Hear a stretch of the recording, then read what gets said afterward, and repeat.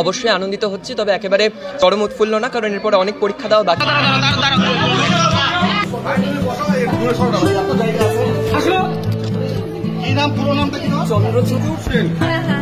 কেমন লাগছে তোমার, প্রথমে বলবো, আর কিভাবে পড়াশোনা করতে?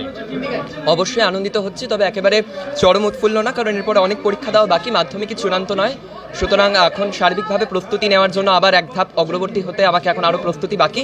তো হ্যাঁ, আপাতত তো আপ্লুতই অনেকটাই। কেমনভাবে পড়াশোনা করতে, কয় ঘন্টা পড়তে, কজন শিক্ষক ছিল? কজন শিক্ষক বলতে সাবজেক্ট ওয়াইজ টিচার তো ছিলেনই, তবে পড়াশোনার বিষয় হচ্ছে যে ওরকম বাধা ধরা কিছু ছিল না যে এই সময়ে যাবতীয় পড়বো বা সেরকম কিছু, যখন ইচ্ছে হতো পড়তাম। আর এইভাবেই মাধ্যমিকটা পড়ে গেছি, মানে আলাদা করে এরকম কোনো যে অ্যাটেনশন ছিল তার সেরকম না, অ্যাভারেজ পড়লেই হয়ে যায় আশা করি। আগামীতে কি ইচ্ছা রয়েছে? হ্যাঁ, পিওর সায়েন্স আপাতত নিয়েছি, সেখান থেকে নিট ইউজি ক্র্যাক করে আর কি মেডিকেল লাইনে যাওয়ার ইচ্ছে, তার জন্য অনেকটা প্রস্তুতি বাকি এখনো। পড়াশোনা বাদে কি ভালো পড়াশোনা বাদ দিয়ে তো আবৃত্তি প্রাতিষ্ঠানিকভাবে শেখা হয়নি, তবে চর্চা তো ছিল, বিভিন্ন প্রতিযোগিতায় অংশগ্রহণ করতাম, ড্রয়িং শিখেছি, তার পাশাপাশি গানও শিখেছি। তবে মাধ্যমিকের সময় পড়বে সব কিছুর প্রতি আলাদা করে সময় দেওয়াটা সম্ভব হয়নি। ক্রিকেট, ফুটবল কোনটা ভালো লাগে দেখতে? অ্যাকচুয়ালি স্পোর্টসের প্রতি আমি অতটা ইন্টারেস্টেড না, বাবা ক্রিকেটটা দেখে না, তখনই আর দেখি সেরকম বিষয় আর কি। কোনো ফেভারিট প্লেয়ার, কোনো পছন্দের? হ্যাঁ, বিরাট কোহলি অবভিয়াসলি। আচ্ছা, এবার যারা মাধ্যমিক দেবে তাদের বার্তা দেবে, হ্যাঁ, অবশ্যই কনসেপ্ট বেস স্টাডি করতে হবে, এবং তার সাথে সাথে যা আমাদের টেক্সট বই আছে সেই টেক্সট বইটাকে খুঁটিয়ে খুঁটিয়ে পড়তে হবে, সহায়িকারও অবশ্যই সাহায্য নিতে হবে যেখানে প্রয়োজন। আর সবচেয়ে বড় কথা, একটা নিয়মতান্ত্রিক আর সময়ানুবর্তিতাকে বজায় রাখলে আর যদি ডেডিকেশনস আর কমিটমেন্ট থাকে তাহলে হয়ে যাবে মাধ্যমিক। আমার বই পড়তে ভালো লাগে, কারোর লেখা? হ্যাঁ, অবশ্যই সত্যজিৎ রায়, আজকে ওনার জন্মদিবস বটে, 2রা মে। নিট দিয়ে আর কি মেডিকেল লাইনে যাওয়ার ইচ্ছে।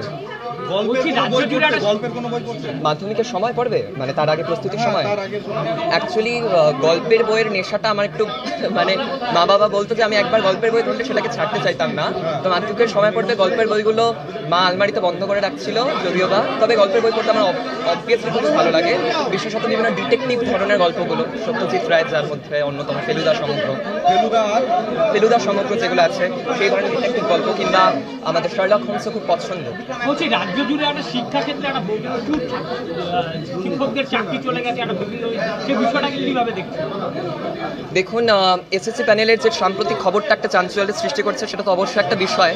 যারা আর কি অবৈধ উপায় অবলম্বন করে, যদিও আমি একজন ছাত্র হিসেবে সমস্ত কিছু বিচার করার ক্ষমতা রাখি না, তবুও বর্তমানে যেহেতু আমি দেশের ভাবী নাগরিকদের মধ্যে একজন, তো সেই হিসেবে আমার যেটা কর্তব্য বা আমি যেটা এখানে বলতে পারি সেটা হলো গিয়ে, যারা বৈধ উপায় পেয়েছিলেন, যারা নিরলস প্রচেষ্টার মধ্যে দিয়ে নিজের ওই স্থানটাকে নিয়েছিলেন, তাদেরও এক্ষেত্রে দুর্ভাগ্যবশত চাকরিটা হাতছাড়া হয়েছে। তো সেক্ষেত্রে এ বিষয়ে আমি বলবো একটু সরকারকে ভেবে দেখা দরকার, বাকি আপাতত একজন ছাত্র হিসাবে এটা যারা ছাত্র পড়াশোনা করছে স্কুলে, তাদের প্রভাব পড়তে পারে এই যে এমন অনেকও শিক্ষক রয়েছেন যারা এতদিন তাদের দীর্ঘ দিনের যে অভিজ্ঞতা তার মধ্যে দিয়ে ছাত্রদের খুব আন্তরিক হয়ে উঠেছিলেন, যদি তারা এখন চাকরি থেকে বাদ যান তাহলে সেক্ষেত্রে সে ছাত্রের উপর অবশ্যই প্রভাব পড়বে, এবং সেটা কতদূর গড়াবে সেটা তো আগামী সময় পর্বই বলে দেবে।